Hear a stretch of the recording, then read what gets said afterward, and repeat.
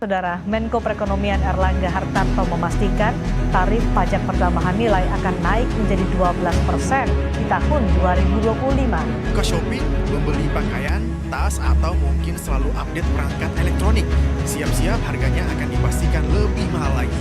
Pemerintah berencana akan menaikkan pajak pertambahan nilai atau PPN menjadi 12%. Ini artinya harga sejumlah barang diperkirakan akan naik. Kebijakan PPN sebesar 12% di tahun 2025 merupakan amanat Undang-Undang Nomor 7 Tahun 2021.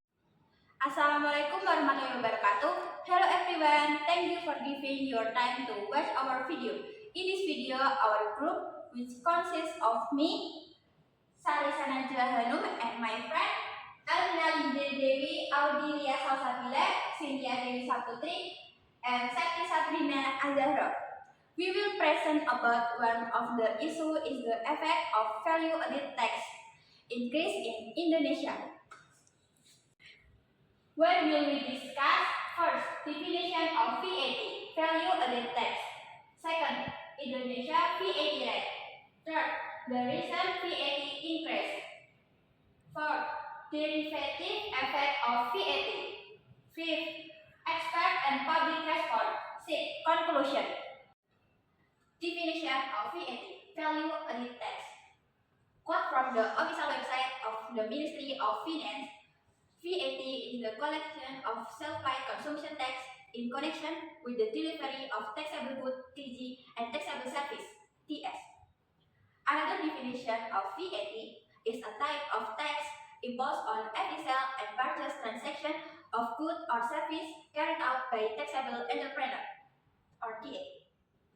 According to Rahayu and Suhayati, value-added tax is a tax charged on any value-added that exists because they are production elements used in the production process to the distribution of goods to customer. From this definition, it can be concluded that value-added tax or VAT is an additional value that is levied or charged to customer for every sale and purchase transaction of taxable goods (TG) and taxable service (TS). Where the value exists because there are production elements used in the production process to the distribution of goods or service. What happened to Indonesian VAT rate? Currently, the VAT rate in Indonesia is 11%, which has been in effect since April 1st, 2022. This information is stated in Law of the Republic of Indonesia Number 7 of 2021 concerning harmonization of tax regulation, which was passed on October 29, 2021 by President Joko Widodo. For information, in Law Number 42 of 2009 concerning the third amendment to Law Number 8 of 1983 concerning value-added tax on goods on service and sales tax on luxury goods. Article 7, Section 3, the government is authorizing to change the VAT rate by minimum of 5% and maximum of 15%. Currently, the government plans to increase VAT by 12% in January 2025. The 12% VAT policy is the Article 7, Section 1 of Law Number 7 of 2021, drafted by the advanced Indonesian Cabinet under the leadership of President Joko Widodo. The policy states that the VAT will be increased gradually, namely 11% on April 1st, 2022 and 12% on January 1st, 2025. Quote from Ankara, as stated by the Coordinating Minister of Economic Affairs, Erlangga Hartarto, the increase in VAT rate to 12% is taken by the government without reason. Here are some of the reasons behind government decision to increase VAT rate to 12% in 2025. Firstly, to increase state revenue. As one of the main sources of state revenue, VAT plays a vital role in funding various government programs. Highlighting the past few years, funding needs have increased, especially after the COVID-19 pandemic. And this VAT increase is an effort to improve the government budget. Secondly, reducing dependence on foreign debt. Indonesia still relies on debt to cover the budget deficit. As a result, by increasing the tax revenue, the government seeks to reduce the use of debt and maintain the country's economic stability in the long run.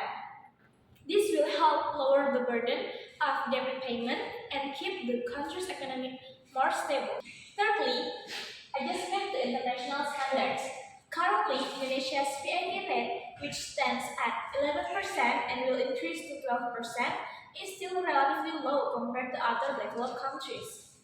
The Ministry of Finance said that the average VAT rate worldwide, including Organizations for Economic Cooperation and Development countries, has a VAT rate of 15%. With a 12% increase in VAT, the fiscal policy in 2025 stipulates state revenues of 12.8 to 12.77% of GDP, state expenditures of 14.21 to 15.22% of GDP, primal balance of 0.7% to minus 0.14% of GDP, and a deficit of 2.13 to 2.45% of GDP. Quote from Tempo.co, the government also has expectations of VAT rate increase from 11% to 12%, such as creating healthier fiscal system, supporting economic stability, and providing a strong foundation for sustainable development. A lot of citizens say that VAT just only increased 1%.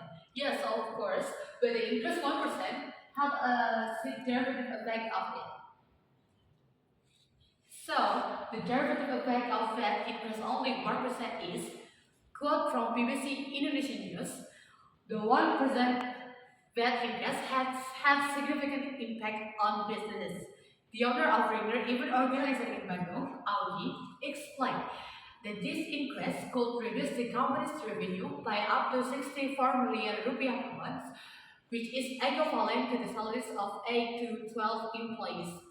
This forces companies to consider reducing the workforce or reducing employees' facilities, benefits, and bonuses. In addition, this increase also increases the tax burden in transaction with government agencies, including VAT and income tax, which also involve additional burdens such as artist income tax. Meanwhile, a healthy food service provider in Bali, Nimas Utama, is concerned that the VAT increases will reduce the people's purchasing power, which has declined since the COVID-19 pandemic, affecting businesses' ability to sell their products. Overall, the VAT increase could worsen the post-pandemic economic situation, both for businesses and the consumer purchasing power.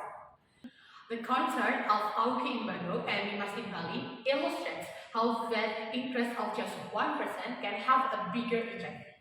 Although 1% seems modest, the impact is quite significant when viewed from various sides, such as the business world, the middle class, and the potential change effect on other tax policies, said Aryo P. Hamna, an economist, the Institute for Development of Economic and Finance Index. Aryo said companies could reduce costs through layoffs. This option is same as the mentioned by Auki, the owner of even organized business in Bandung. Meanwhile, Luhut Bima, a researcher from the Economic Assessment Institute Semarang, reminded that the VAT increases will certainly be covered by one of the parts in a business transaction. If the seller or the entrepreneur bears the VAT, it will reduce their profit margin and can have an impact on their business or the employees. Meanwhile, if it's covered by the buyers, there will be inflation. The prices of goods and services could be increased as the cost of living increases too. As reported by BBC News Indonesia in early October, the Central Statistics Agency (CSA) noted that Indonesia experienced inflation of 0.12% in September 2024. This was the fifth consecutive deflation during 2024 and the worst in the last 5 years of presidential Communist presidency. Inflation in October 2024, along with the change in government, was 0.08%, ending the deflationary trend that had been occurring since May 2024, according to CSA data. The middle class will potentially feel the negative impact of the increase in price of goods that is a derivative effect of that increases. There is a possibility that people will be more selective in purchasing goods and services, especially non-essential goods. With increase in value-added tax, our experts and the public responses, there are several experts who responded to this. First, Economic Observer and Deputy Director of the Institute for Development of Economic and Finance, or INDEF, Eko believes that the policy to increase value-added tax to 12% could have a negative impact on public consumption. According to him, this condition will slow down economic growth, especially since the policy is implemented in the midst of an economic slowdown that Indonesia is experiencing. If the situation of economic slowdown occurs, then coupled with effort from the government to increase VAT, automatically in general, it will reduce consumption. Second, Ahmad Heri Firdaus. This another Indian physician also revealed that VAT increase will affect production costs in the industrial sector. He explained that this impact occurs in a chain, starting from industries that buy raw material to be processed into semi-finished goods. This process is subject to VAT. When semi-finished goods are packed back by other industries or sold to end consumers, VAT is again applied. They are also subject to VAT. Then we buy goods on the market or anywhere else subject to VAT. So that will increase production costs and consumption costs, and this will weaken purchasing power. He added that declining purchasing power has the risk of causing a decline in sales, so that demand for products slows down. Besides that, econom Selius Nailul Huda also said that the increase in VAT rates will have an impact on the decline in people's purchasing power. This is what we call the current burden too heavy. It needs money to fill the budget deficit, financing various Prabowo programs, and indeed the easiest way for them to increase the VAT rates. But unfortunately, the increase in value-added tax rates will have an impact on decreasing purchasing power. Nailul also questioned why the government isn't looking for other state revenue costs such as from the mining sector, which he believes is still not optimal in terms of state revenue, or by pursuing tax avoidance, which based on Hasim Jojo Hadi Kusumo's statement reached 300 billion rupiah. So there are tax avoiders who don't pay taxes of 300 billions, but on the other hand, the VAT rate is increased, where the impact only adds around 50 to 70 billion rupiah. Is bigger than cashing the tax avoidance. So that's some experts' response about the increase in value-added tax to 12%. Okay, now about the public response to the request in VAT to 12%. In the picture research, which contains a sentence, taxation without representation is support. It was written on it, and it's a form of protest to the government to about increasing VAT to 12%. On social media, there is a petition that urging the government to cancel the policy, and it's reached more than 15,000 signatures. On the other hand, some people start to adopting frugal lifestyle as a boycott of paying VAT. Frugal lifestyle is a action to reduce shopping and only shop according to needs by looking for the price that more beneficial and more profitable. So many people support and agree with this boycott, but some people argue that the VAT interest is to support government work program, especially on economical sector. So from this explanation, we can see that some people agree with this policy, but most people disagree with this policy. Okay, now about the conclusion of this presentation. The interest in Indonesia is at least start from 11% to 12% by 2025. It's a strategic government to increase the revenue, to reduce dependence on foreign and to bring the rate in line with international standard. The mechanism and policy have been fully analyzed.